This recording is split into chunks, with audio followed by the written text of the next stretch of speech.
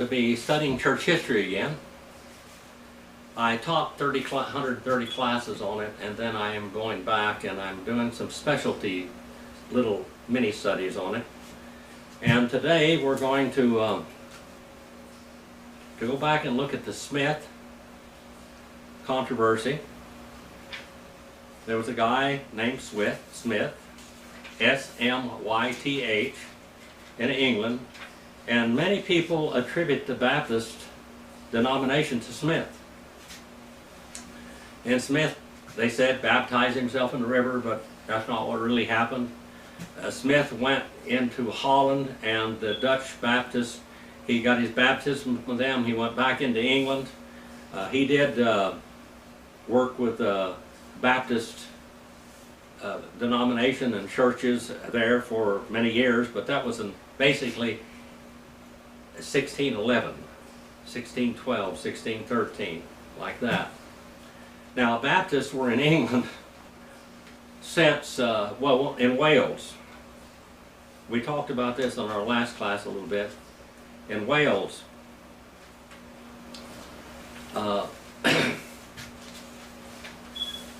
they trace themselves all back to 63 AD with the Apostle Paul, with Pudens and Claudia. And I know that Donald Grewar over there in Wales, he likes to look this up. The Pudens and Claudia had a son named Lucius, and he became the first Christian ruler. And this was before 100 AD. And they established many churches. We know that Patrick, or Patricus, Sucatus Patricus, was in England, and he went in, and this is in the 5th century, and down around that, from the 300s to 400 AD, something like that. The exact dates are kind of obscure, but he preached. His father was a deacon in England or Great Britain, and he was captured by Irish pirates. They took him into Ireland. He escaped. He went back, and then he told the church where he's a member that he thought that God was calling him to go back into Ireland and to preach the gospel to the heathens there. And he did. He established 365 churches. He preached, or baptized like 12,000 people by his own hand. He established churches. He ordained deacons and pastors, and he even built seminaries where the preachers could study God's Word. This went on, and of course Valentine, you know, that was an earlier period of time than that. He was in Rome. Valerius was his name, Valentine, which means brave.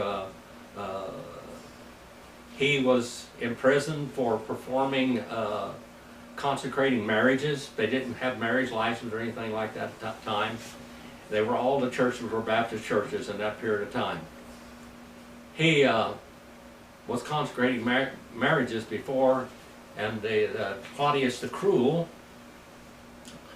did not want his soldiers to marry. And he finally imprisoned Valentine. Valentine preached to the jailer, and he was saved. He preached to the jailer's daughter, and she was saved. She fell in love with him. She would come and hear him preach the gospel. He was finally going to be triple executed. He was going to be stoned, he was going to be beaten, and he was going to be beheaded. And he had prayed that God would heal this girl. The gift of healing was no longer in existence at that time, but God could still heal if he so sought. The gift of healing was not there. You couldn't lay on the hand of somebody and they just be healed. They could that before the Bible was completed.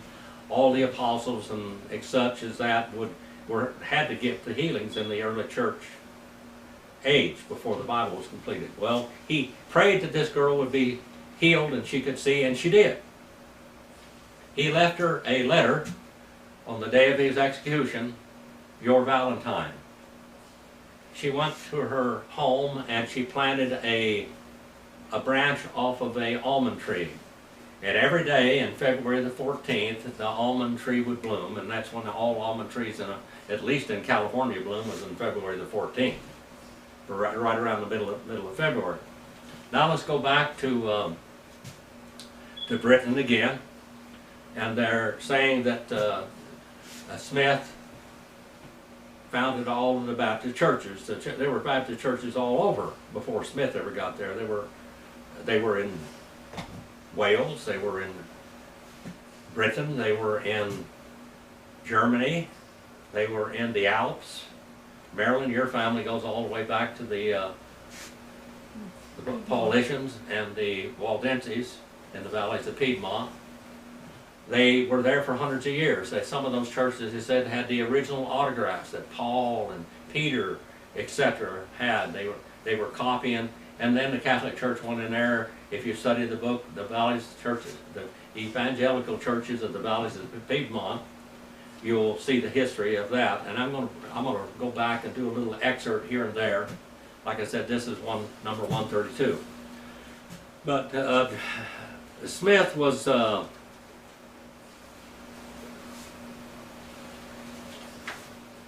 a Baptist by belief.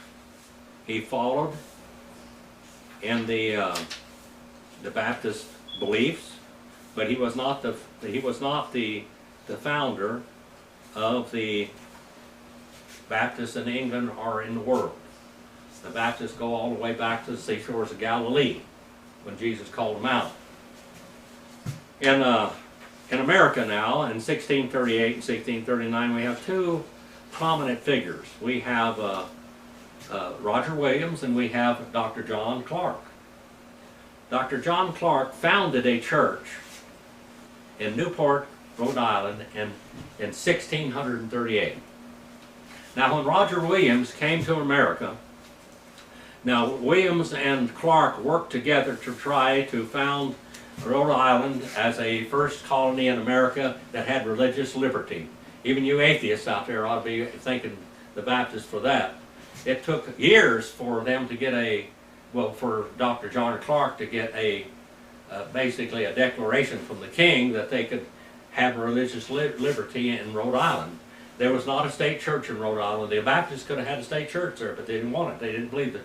They didn't believe in the church and state union. Now, there are many churches that were founded before Williams came here. Williams was a great leader. He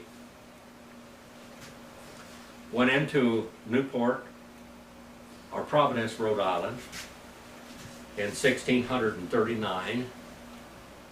He baptized himself and he baptized some other people, and they called them Baptists, but they weren't Baptists.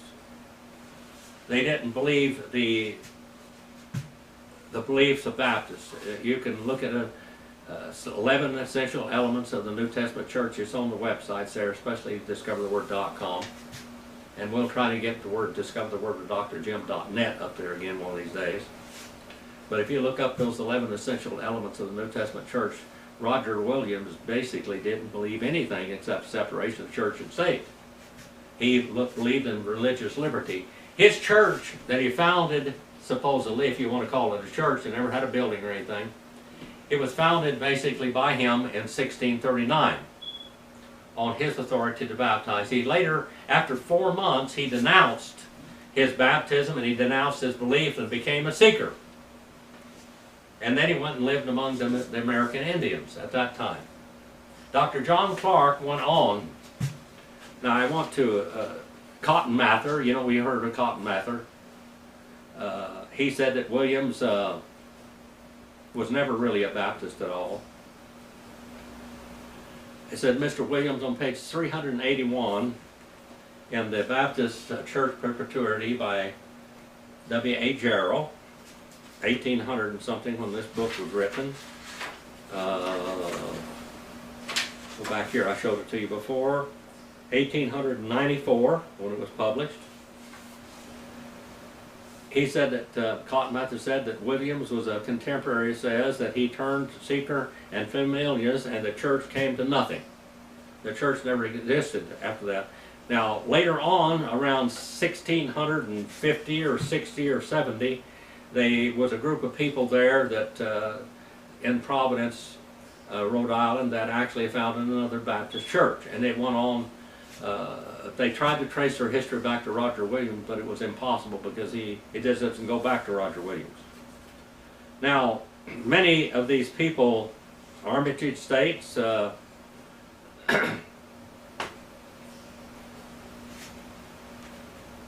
Adlam says, he was a historian, that the church which Williams began to collect fell to pieces soon after he left them. And if we expect, and is, as far as I can learn, the uniform declaration of the writers of that day, that basically that church was not a Baptist church at that moment. Backus, in his history, said the church soon broke up because Williams did not long walk with it. Now I'm going to go back and tell you some other. A man by the name of Olney took over for a while, Thomas Olney, and he's listed in that society. And we have Obadiah Ohms back at that period of time. We have Dr. John Clark. Obadiah Ohms, by the way, was Abraham Lincoln's great-great-great-great-great-grandfather. And he was a real Baptist. Lincoln was not. Now,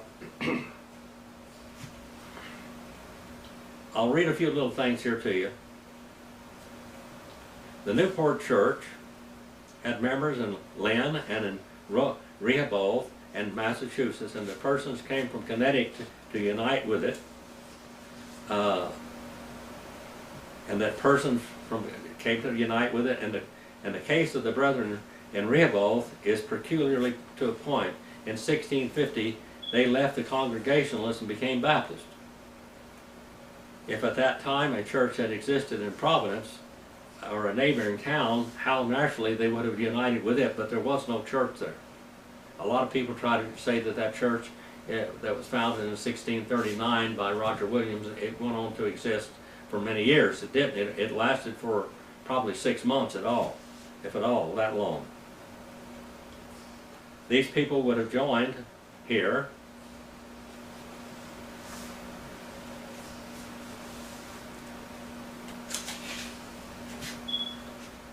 Only reunited the church, reorganized the church, and formed under Thomas Olney as its pastor, who was one of the 11 baptized by Roger Williams.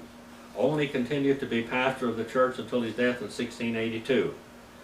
Somewhat over 30 years, in 1653 or 54, which was a few years after the formation of Olney's church, there was a division in the church on the question of laying on of hands. And a separate church was formed under the pastorate of Chad Brown, Wickenburg, and Dexter. This church is now the First Baptist Church of Providence. The parent church, under which Olney gradually dwindled away and became extinct in the year 1718. Olney's baptism, whether valid or invalid, was not propagated. Nearly a century passed before the church formed from Olney's began to colonize in 1730. Now that's almost 100 years. Williams' baptism wasn't handed down to anybody, period. J.R. Graves said, "It cannot be shown that any Baptist church sprang from Williams' affair, nor can it be proved that the baptism of any Baptist minister came from Williams' hand." Williams' church basically dissolved. Now, they talked about the 5 principal Baptists and the 6 principal Baptists, which we talked about before. Dr. John Clark founded his church in Newport, Rhode Island in 1638. Now, there were other churches here also that came here. The Newport Church, their first certain date in their church records is taken from a manuscript by Mr. Samuel Hubbard in 1648, and another one in 1644. The Rhode Island church that Roger Williams founded never kept any church records at all. A lot of churches in England kept records all the way back for hundreds of years, 400 and 500 and 600 years. Sometimes their church records were just falling apart, and they tried to copy them, and they had to copy them by hand back then. They didn't have photocopiers or anything, you know. And a lot of them, they would scramble to copy the records before they dissolved and turned to dust. It says Samuel Hubbard, who was a member of the church, by which I find the church was in being as far back as October 16, 1648. How long back before that time, we do not know. Backus represents that an earlier date is possible. Many regard the weight of evidence in his favor, and some have placed it as far back as 1638, which basically that is the founding date of that church by Dr. John Clark. Now, Dr. John Clark had to go back and forth to England by boat, you know, and these are sailboats. These were those old ships at that time, and he had to go back and forth, watching over his church and having somebody take care and preach for the church, and he kept going back and forth, trying to get an affidavit, a documentation, a declaration that gave Rhode Island the right to have religious liberty in that colony. He finally did it. It says the inscription on John Clark's tombstone reads that he, with his associates, came to this island from Massachusetts in the year 1638. And on the 24th of the same month obtained a deed from the Indians. He bought land from the Indians. He didn't steal it. He bought land. He traded for it. He bought land. And obtained a deed there from the Indians. He shortly after gathered the church aforesaid and became its pastor. Many churches came from Wales and England here. The whole church came over on the boat. And when he got here, they established these churches. The churches, Baptist denomination in America did not start with Roger Williams. It started by Baptist churches. John Clark was a member of a Baptist church. They sent him out as a missionary. He came over here. He built churches. He brought people with him. They established churches right away. Governor Winthrop also says that a church was formed in Newport in 1639 in a disorderly way because it was against the Congregational and the Church of England. J.R. Graves, after an extended investigation of this subject, concludes that after all the investigations I have made, I have come to the conclusion that the date of the Newport church was in 1638 and any other date is altogether arbitrary.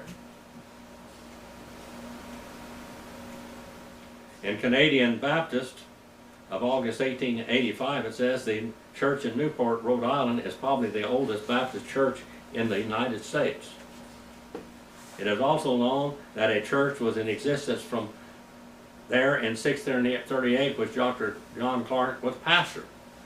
It's on his tombstone.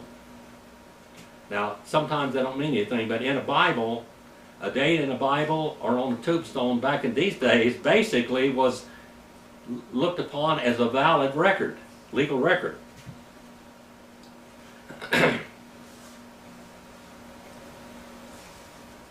They have go back to 1648, 1638, 1701, 1770. They came from Wales. A lot of the Baptist churches in America came from Wales. One came from 1701, 1770, 1684. Let me read this. Thomas Griffith Nichols, and Evan Richmond, John Edwards, Elisha Thomas, Enoch Morgan, Richard David, James David, Elizabeth Griffith, Louis Edmund, Mary John, Mary Thomas, Tennant David, Margaret Matthias, and Tennant Morris. These 15 people may be styled as a church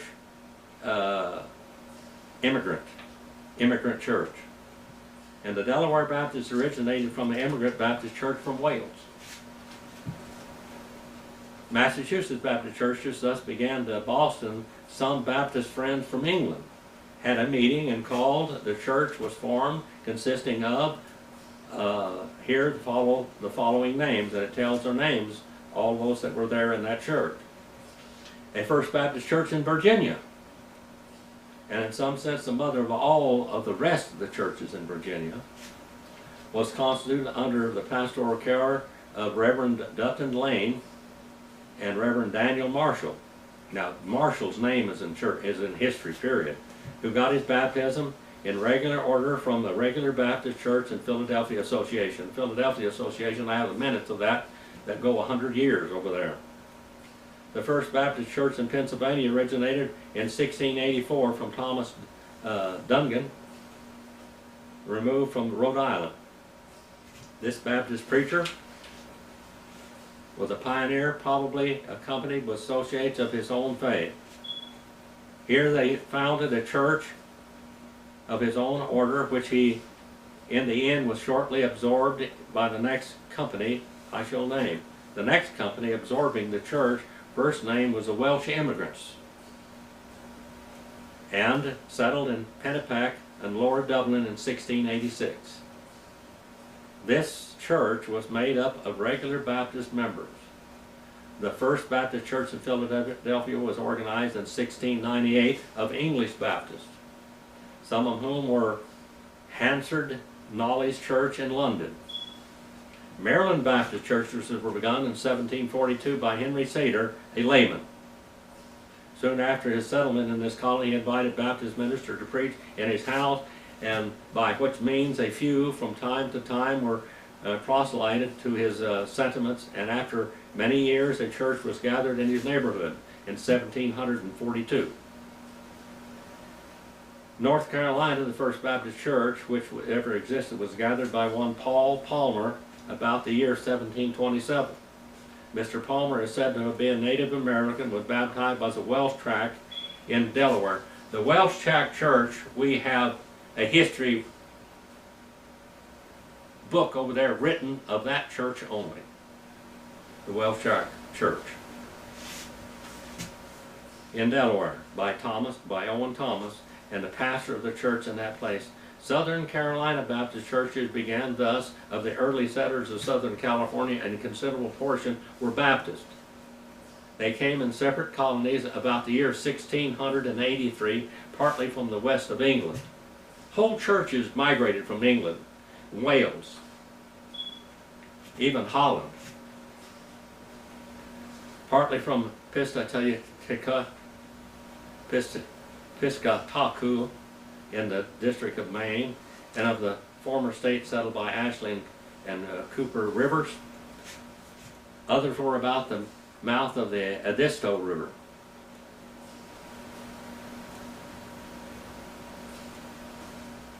Here they formed into a church under the care of Reverend William Screven. Among the settlers from England, the wife of Mr. Blake and her mother, Lady Axtell, were members of the Baptist Church. Those who came from Piscataquis in Maine were led by Reverend William Screven, who, with considerable number of his brethren, fled from the intolerant laws of the Peter Baptists of New England. The church Baptists were very heavily persecuted in America. The Killing series that is written, there's one of them, the witches, the New Salem witches. A lot of those witches that were executed were Baptist. The dunking chairs were to dunk Baptists and drown them. The stocks and all this, Baptists were put in the stock for preaching the gospel. The Charleston Church was founded in 1683, and this ancient community was formed by the united labors of these two classes of settlers under the supervision of a distinguished man presided over it to the end of his long and useful life. Reverend William Screven, the founder of this church, became its first pastor. We have seen that Massachusetts Baptists began according to the Baptist way of beginning. In the following appears the origin of the Maine Baptists, in which we have Mr. Screven, who originated the first church in South Carolina. Baptist began its work in America. Kitterly, the oldest town in the province, incorporated in 1647, was selected as the first place to raise Baptist standard. It was soon known that Kittery were several persons professing to be Baptists. From whence they came is unknown. In the course of events, an opportunity offered to them to the privilege of a church communion agreeable to their own theological views. The nearest Baptist church was in Boston, Massachusetts, over which Reverend Isaac Hull was presided. They would go to, when they wanted to begin a church, they would go to another church, just like this Discover the Word Missionary Baptist Church did there with New Hope Missionary Baptist Church, and they gave us an arm from that church to start the church here, the authority to do that. And that's what's going on here. In New York, the First Baptist Church in New York, of which we have any certain knowledge, was organized by Valentine Wickman about 1712. Mr. Wickman was from the North Kingston Church in Maine, and thus from North Kingston he went and settled in Groton, and from Groton he went to New York, and the New Kingston Church originated in a revival in 1710. We're talking about these years. These people literally lived back then. They really believed like we believe. Held by Elder Baker from Newport, Rhode Island. And thus New York Baptist churches originated from Newport Baptist in the regular succession line. Georgia Baptist thus began in regular succession from South Carolina Baptist in the year 1751 by Nicholas Bedgigood, and embraced the distinguished sentiments of the Baptists. And this gentleman went over to Carolina, Charleston, South Carolina, about the year 1757, and was baptized and united to the Baptist church in that city under the pastoral care of Mr. Hart. He soon discovered talents for usefulness and was licensed to preach. His ordination to the gospel ministry took place in the year 1759, and it appears that his labors were not in vain. In 1763, he had the happiness to baptize several persons to whom, with a few other Baptists, probably a branch from the Charleston Baptist Church, he administered the Lord's Supper. This was the first semblance of a Baptist church, the first Baptist communion ever held in that state. Now, to go back again, John Smyth did not start the Baptist denomination in England. There were Baptist churches in Wales and England all the way back into the ministry of the Apostle Paul. Dr. Roger Williams did not start the Baptist denomination in America, even though many history books say that. Some of the, Dr. John Clark, as far as we know, started the First Baptist Church, but he was the arm of a church in England.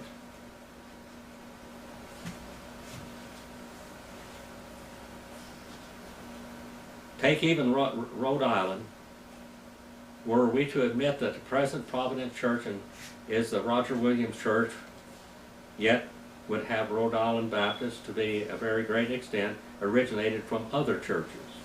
Of John Clark's church in Newport back, it says Mr. Richard Dungley, its second pastor in 1694, left and went to South Carolina, and thus to Dingley, South Carolina inherited baptism from the John Clark Church.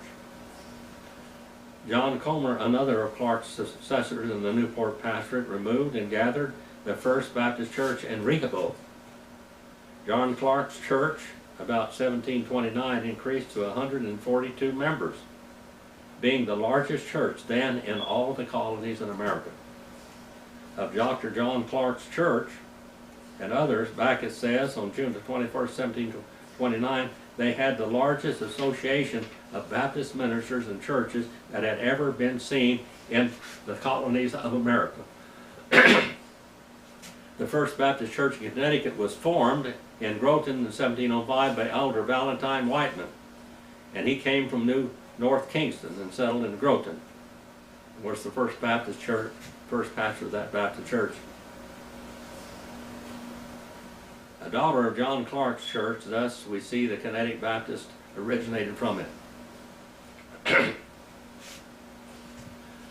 Why do not Baptist opponents all call attention to the swarms of Baptists from Newport Church instead of the Providence Church? Samuel Jones, a Baptist minister in Wales, came to America in 1686, settling in Pennsylvania. John Phillips, a Welsh Baptist minister, came to America about 1692. Thomas Griffiths, a Baptist minister in Wales, immigrated to America in 1701, and with 15 of his members of his church in the same vessel. Morgan Edwards, a Baptist minister, more than unusual learning, from Wales, arrived in May the 23rd, 1761, and shortly John Thomas, a Baptist minister, came from Wales to America in 1703. They said that the Wales was a nursery for Baptists, a nursery for Baptists. That's where they left from Wales and came to America. And we'll go on now. David Evans, a Welsh Baptist minister, arrived in America in 1739. Several of the members of the Rehoboth Church in Wales went to America and formed themselves into a church at the place called Montgomery, Pennsylvania, early in the 18th century. Benjamin Griffiths, a Baptist minister of Wales, became their pastor. Nathaniel Jenkins also was a member and pastor of this church. Thomas Davis, a Welsh Baptist minister, left Wales for Long Island in 1713. The Cape May Church had its foundation laid in 1675 when a company of immigrants from England arrived in Delaware. Abel Morgan, a Baptist minister, came from Wales early in the 18th century. In 1737, 30 members of the Baptist Church in Wales with their minister came to Pennsylvania and organized the Welsh Tract Church. The Welsh Tract Church has a tremendous history. Several books written. Almost every Baptist book has got the Welsh Tract Church in it. And that came from Wales. And of course Wales goes all the way back to the Apostle Paul. Okay? Richard Jones, a native of Wales, arrived in America and became pastor of the church in Burleigh, Virginia in 1727. Caleb Evans, a Baptist minister, finished education in Wales and went to America and settled in Charleston, South Carolina in 1768. We owe a lot to Wales, don't we? Here, then, are 14 Welsh Baptist ministers in some churches in the regular succession form line from Europe. From these, of course, have come hundreds of American Baptist churches and thousands of Baptists and many Baptist ministers. Yet, there are but few examples of American Baptist churches and ministers in the Baptist perpetuity line from Europe. Davis says Wales has been a nursery for Baptist churches in America. Many of the American churches were founded either wholly or in part by Welsh Baptists. There were several Baptist churches in America. Wales supplied the American churches with many useful ministries. They were trained. They were educated. Indeed, most of the Baptists in the state of Pennsylvania, and for a great number of years from the beginning, were either immigrants from Wales or their descendants of those immigrants from Wales.